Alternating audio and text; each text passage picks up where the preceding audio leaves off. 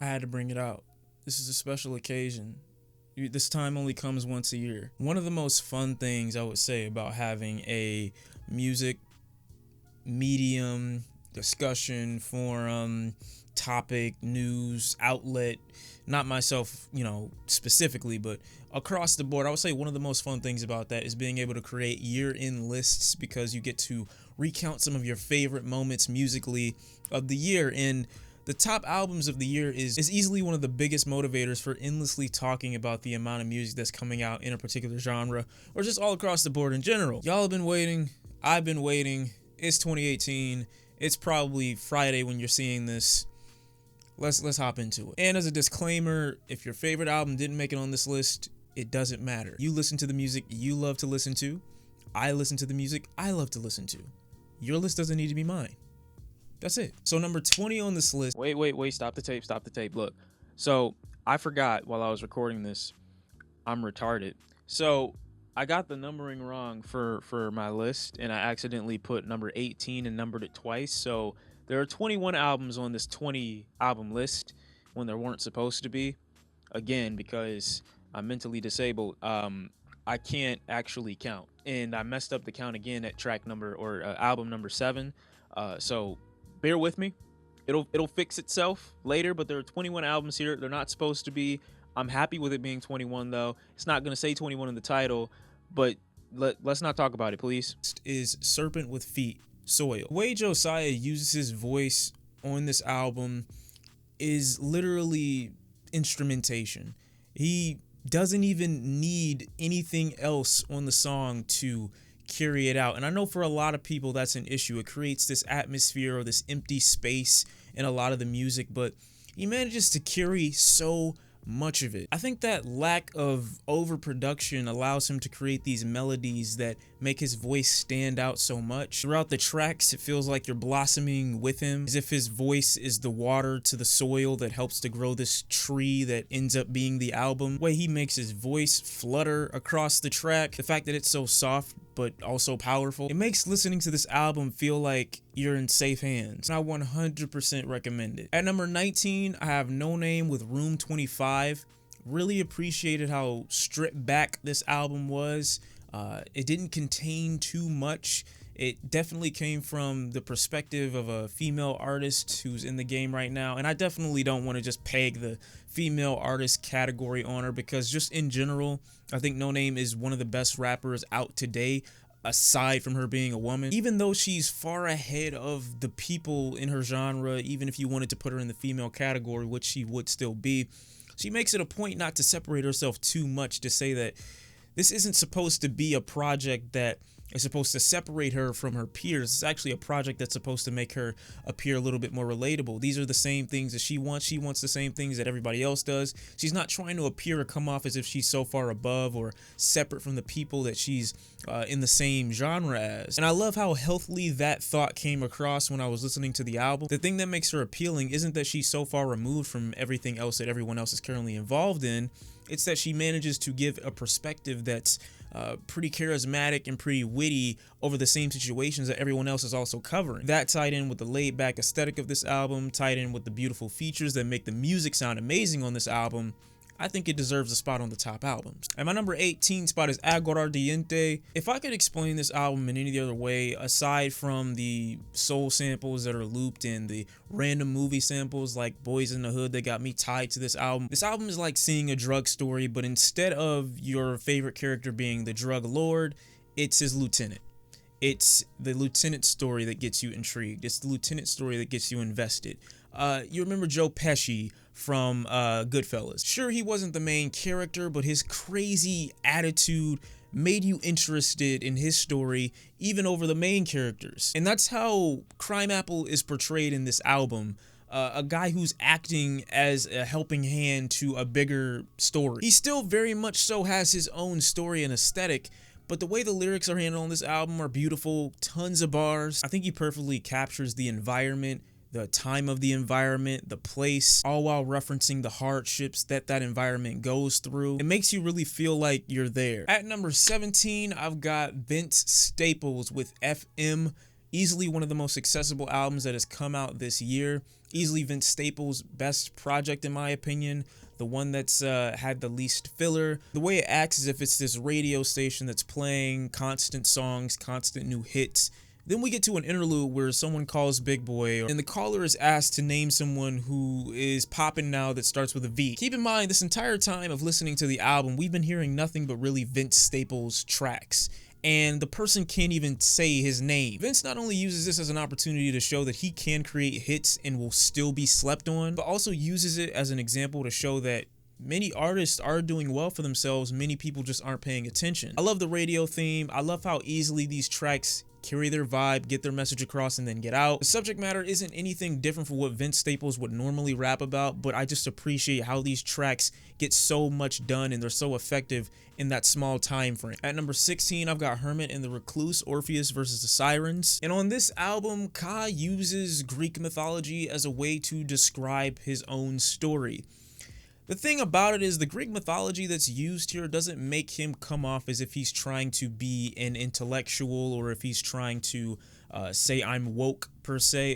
It's mainly just for himself. It's almost as if he utilizes this album as a way to challenge himself to describe his story through different means, tying a connection between his own story and Greek mythology countless times throughout the album. Another album that makes it into my list because of those loops and those soul samples in the background. It just maintains the aesthetic, it maintains the feeling and the soul and the rhythm and the groove. Ka isn't a rapper on this album, he's a poet, he's a wordsmith, he's a narrator. Saying that he's just rapping on this album is such an insult. Also, drink more water. Just the idea of challenging yourself to look through a different lens to describe your life or how you would live it is so intricate and detailed to me, and it's something that not a lot of artists would try. At number 15, I got Rock Marciano with Behold a Dark Horse, another album that makes the list because of that endless vibe that is created due to this loop of soul samples and this dead style delivery from the rapper.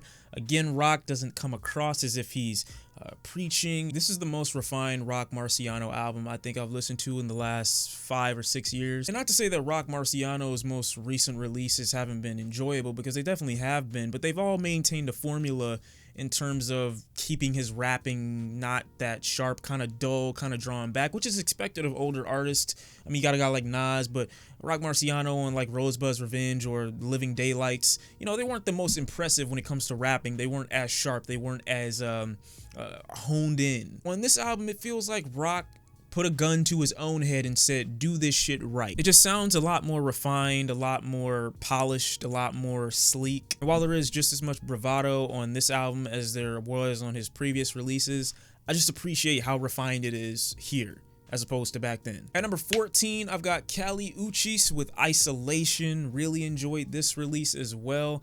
I think the idea here of her battling with her own insecurities and constantly working against them in order to move forward in life really helps the overall atmosphere and aesthetic of the album, because some of the album appears as though it's very optimistic, it's very lively, it's very bright, it's got a lot of hope. The isolation in this album really comes from her battling with her own insecurities more than it does her ostracizing herself from society, because she clearly wants to be inducted into this lifestyle but just doesn't know how to go about doing it. And I love on this album, although a lot of the songwriting is pretty simple and some of it a little bit corny, but in an endearing way, I love how she doesn't completely rid herself of the insecurity. She's not taking this extremely unrealistic approach to it. Instead, just finds a way to overcome it in these small little ways, never completely getting rid of it, but still taking steps to move forward. Number 13 on this list, I gotta go with Smino with Noir. Love this album, love the charisma, love the energy. Smino is a drunk, sober man on this album. And I know that sounds strange to say, but imagine if you fucking spike somebody's drink and it didn't work. Physically, the person was a little off their game, but they were still very coherent, and that's completely how I feel with Smino's rapping on this album. He just gets into so many different pockets and crevices and nooks and crannies of the beats and instrumentals of this project, but he does it in such a woozy kind of, I'm almost about to fall off the cliff kind of way. So, a really exciting listen. You don't really know what he's gonna do next, what cadence he's gonna try, what inflection he's gonna go with. And sometimes I can also make his lyrics a little bit hard to hear, make it a little bit harder for him to articulate himself. But again, vocally, it just manages to sound good. It's an album that's very fun, doesn't take itself too seriously, an album that explores a lot of black beauty.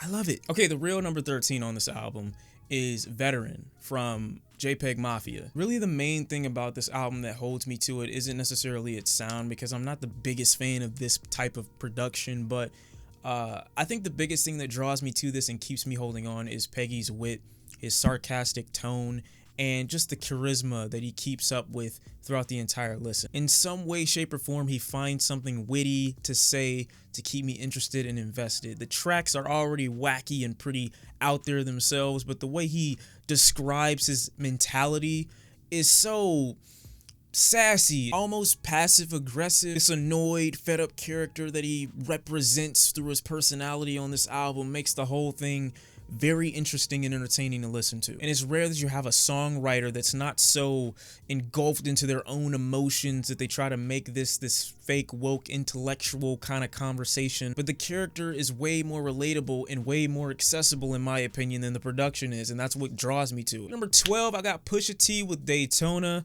This is an album that I really enjoyed. Very short, sweet, simple, to the point. Games We Play is easily one of the most hard-hitting bangers of 2018. I like the way Pusha T manages to tie in drug dealing to his modern-day success, to the world that he's currently in right now. He's obviously not in that world anymore, but still never feels the need to rid himself of that type of rapping style. Manages to apply it in so many situations that may not even cause for it, but still manages to make it entertaining with this really strong, powerful, demanding delivery. And the production from Kanye West makes this album an extremely easy listen. Tracks like Infrared, tracks like What Would Meek Do, The Games We Play are all really easy listens. Number 11 on the list is Flatbush Zombies with Vacation in Hell. I love the concept of vacationing in a place that is surrounded by chaos, trying to find solace in hell, trying to find peace in chaos, trying to find a healthy medium mentally in destruction, in a place that doesn't cater to it. And tracks like Headstone that reference so much 90s hip-hop, to tracks like Best American to see who can be the shittiest human being, what's expected of Americans anyway. Going back to tracks like You and I, to The Glory that explore and talk about mental wellness and mental health, to tracks like You Are My Sunshine that reference people like A$AP Yams and Tragedy. Whether the song is about mental health, the state of hip-hop, or the state of the world, it's all about trying to find some solace. At number 10, I've got Lupe Fiasco with Drogas Wave, an album that grew on me a little bit more since my initial review. I haven't had so much fun unpacking an album in such a long time. I mean, it's not like it's supposed to be a homework assignment listening to music, but uncovering so much information and understanding to some degree what an artist was trying to do with a project is so much more satisfying than just listening to anything for the sake of it being music. The idea of something having a point to it, and that point being so strong and so considerate and so understandable to a degree, makes me happy. Tying the entire album together through these slavery metaphors and chains, and saying that the extension of your life is through the extension of another. We're constantly living on through each other, and the entire theme of that being portrayed in this album is almost a disservice, because you feel like he would need so much more time to describe an idea like that. Even when Lupe switches the period of time that he's referencing from slavery even to modern day, it's still very much so connected, even further representing how we are only here because of those slaves. That bravery, those sacrifices, those decisions helped us to this moment right now. Even though he tackles it in a very spiritual, very dreamlike sort of way, in a way that isn't really tangible or real, the fact that it can still be applied and it still makes sense to some degree really made this a satisfying listen. At number 9, I've got some rap songs from Earl's Sweatshirt. This album, again, is an album that I got to keep in here for the loops, the constant repetition, but Earl does manage to handle it in a different way, because the album here is all about him acknowledging his depression, understanding it, but not necessarily trying to escape it, which is one of the bravest things and bravest ways I've ever heard an artist tackle and handle their mental instability in my entire life. Listening to this project gave me a newfound respect, not only for mental health, but also for Earl Sweatshirt for handling it in such a mature way, even admitting to trying to run away and escape from it at some point in the album, but coming to the realization that he can't and he needs to just deal with it. Also not blaming those around him and coming to the realization and having the understanding that these people have their own problems to deal with too. He's also saying that he's not the only one that's likely dealing with these things. Most people would want to be unrealistically hopeful about their mental state and just trying to say everything's going to be okay, but he doesn't. There's no cliches, there's no themes here where he's trying to portray himself as if he's this divine spiritual leader for acknowledging himself. And I love how by the time we get to the end of the record, it's almost like Earl is saying, don't forget what I had to go through to get here. Don't forget everything you just heard to get to this moment of solace, to get to this moment of somewhat peace. I had to go through a lot of shit just to get here. And even here, I'm speechless. I have nothing to say. And I think that whole concept is beautiful, even though the process getting there isn't. But I also think the beauty in this album is the lack of beauty that it had. The turmoil and the sacrifices and the mental agony that Earl had to get through just to get to this medium of somewhat calm is exactly what it feels like. At album number 7, I've got Travis Scott with ASTROWORLD, and I know a lot of you are probably wondering, you just gave that whole synopsis of Earl Sweatshirt and how you felt about that one. How in the world can you put an album that means so little as ASTROWORLD above it? Production, man. This album, futuristic hip-hop at its finest. The lush production, how clean it is from Sway Lee's R.I.P. Screw. His little contributions to that track make it so much more worthwhile constantly hearing it. Can't Say from Don Toliver, the tracks with 21 Savage, the tracks with Drake, Sicko Mode, the track with Frank Ocean. Everything on this album sounds like it took equal amounts of time to make.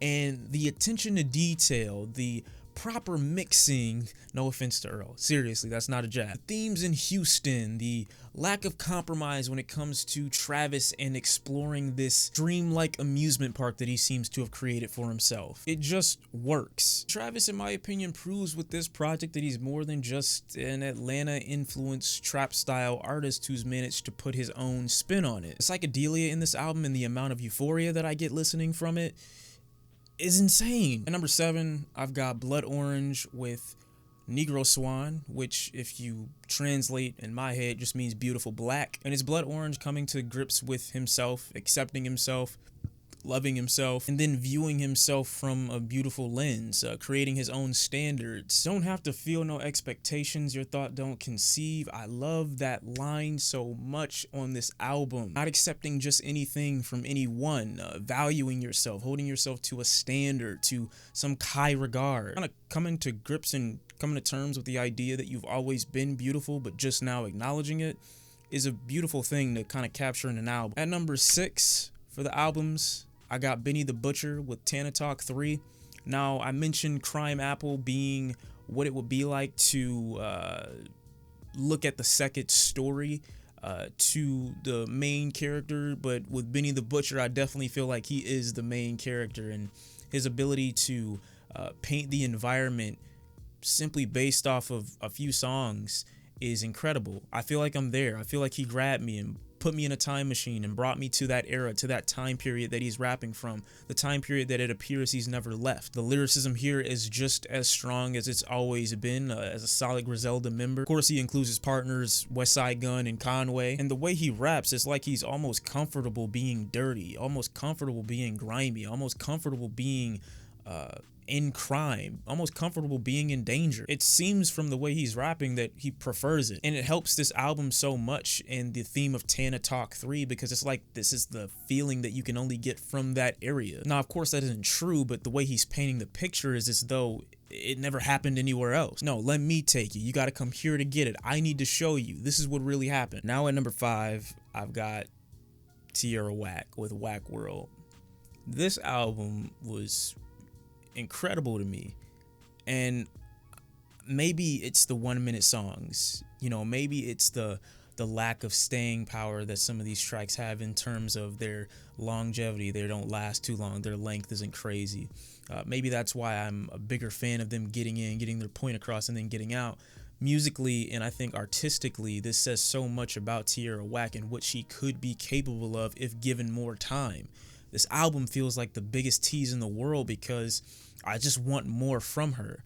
This album, it acts as these little snippets to these movies that you want to see. And while that isn't the literal theme of it, that's just how I would describe it. I can't wait until it's released in theaters, but it's already the final product. The vocal tones and inflections that she goes through on this album make me easily confident that she could tackle whatever track as long as it's got this bumpiness and this attractive nature to it, which majority of this album is filled with. 15 very standout, either soulful or bouncy or sticky beats. She's got a track on here where she raps about minding her business and lowering her cholesterol by eating a fruit salad. How on earth do you make that sound good? Scratch that. How on earth do you make that sound good in 1 minute?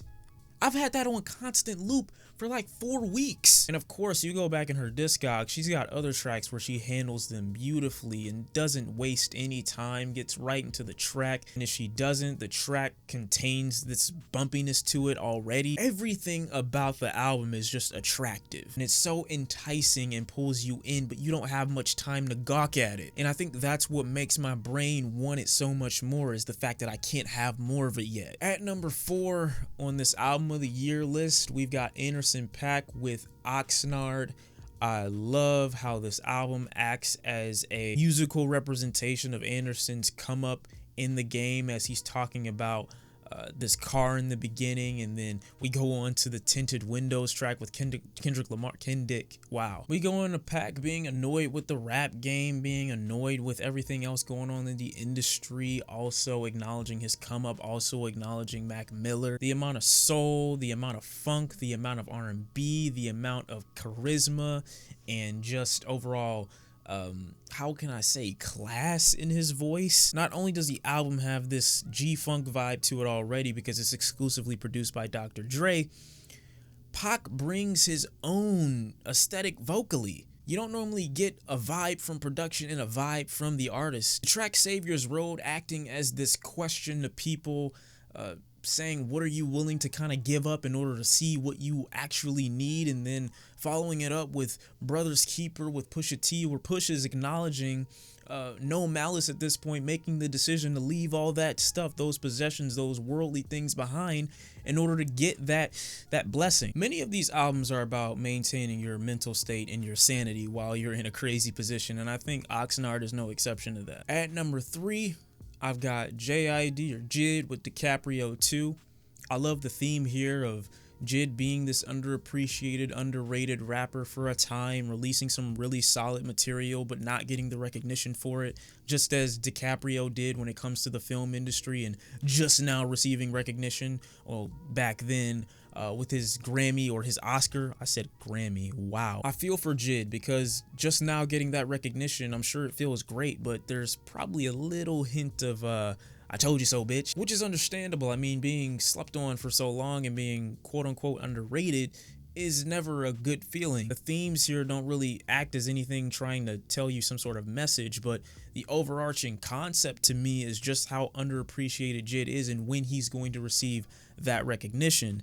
And I think here he manages to say exactly why he deserves it. The vocal inflections, the flow switch-ups, the patterns that he explores, the pockets that he raps in, the speed at which he's able to rap, the tempos. He is a walking example of someone that is perfecting their style. Number 2 on the list is Care For Me from Saba. Oh man, this album, it sucks so much, but it's so amazing because the character Walt is introduced in this album and the whole thing manages to grow with you. It's almost as if you're along with Saba for the ride and then you come to this end with him and it's so heart-wrenching. I mean, the track with Walt where he's acting as a ghost, not knowing that he's dead, asking where he is just so heartbreaking. And the fact that Saba's rapping from that perspective, assuming that this is how Walt must have felt.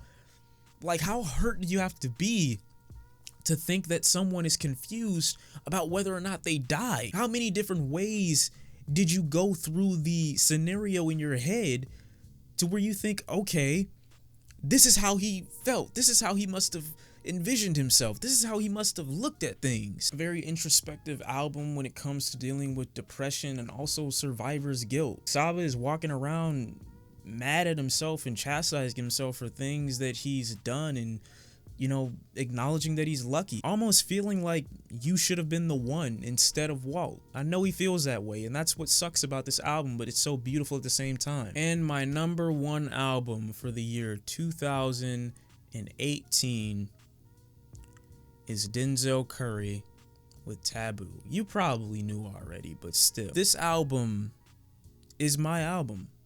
And I only say that because when you live in reality, people will call you pessimistic, they'll call you cynical, they'll call you hopeless. I think this album captures exactly what a lot of people feel and aren't necessarily able to express. And I think Denzel Curry here is likely to come off to some, especially in the dark half of the album, as a pessimist or as a jaded individual, but he tells you this from his experiences. He tells you that this is what's happening as a result of what my environment has given me. I'm not living as if I want to believe negative things are going to happen. I'm wanting to believe for the best. I'm wanting to hope for the best, but I still expect reality, and reality is my past. Reality is the things that have happened. Reality is what I've seen. Even the lightest parts of this album still are shrouded in some sort of darkness, which goes to show you that Denzel Curry, even on his brightest days, still has this hint of doubt in the back of his mind. And it's reasonable to think that way when a lot of what you know is tied up in trauma, tied up in negative experiences. Of course, you know how to have fun and loosen up, like on tracks like Sumo or Cash Maniac, where you're finally getting these breaks in your life, where you've got something, where you're maintaining an experience, and you start to feel yourself, like on Super Saiyan Superman. But at the same time, when you're feeling yourself a little bit too much and you get to Clout Cobain and you're like, I just want to feel myself, but y'all want me to kill myself. Acknowledging that the industry wants you for their entertainment, adding to your cynical behavior even more, adding to tracks like Switch It Up and Mad I Got It even more. When he acknowledges how his homie pulled a gun on him, and then on the next track we get Mad I Got It, where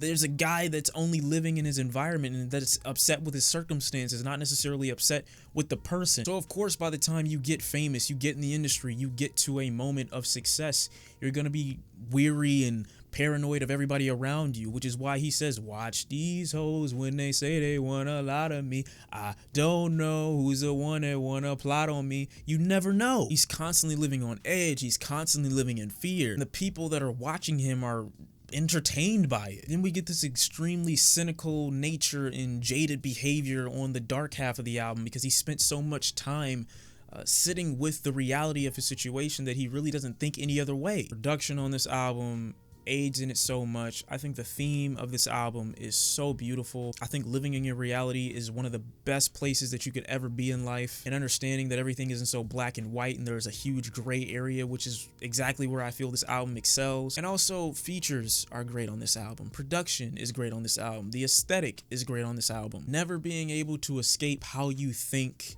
regardless of what space you're in, light, gray, or dark, is the most realistic way I've heard an artist tackle an album. And of course, I'll be doing a replay video on this sometime next year, but that's my list for the year 2018. I hope you enjoyed it. I hope you got some new listens out of it. Let me know what your favorite albums of the year 2018 are. And yeah, I'm happy with my list, man. Are you? Are you happy with your list? That's all that matters. Nothing else matters unless you're happy with the music. As long as you're happy with the music, that's all that matters. Thank you all for tuning in. Thank you for watching, and I'll see you next time. I'm out. I don't even want to say peace because I'm in my reality right now. So goodbye.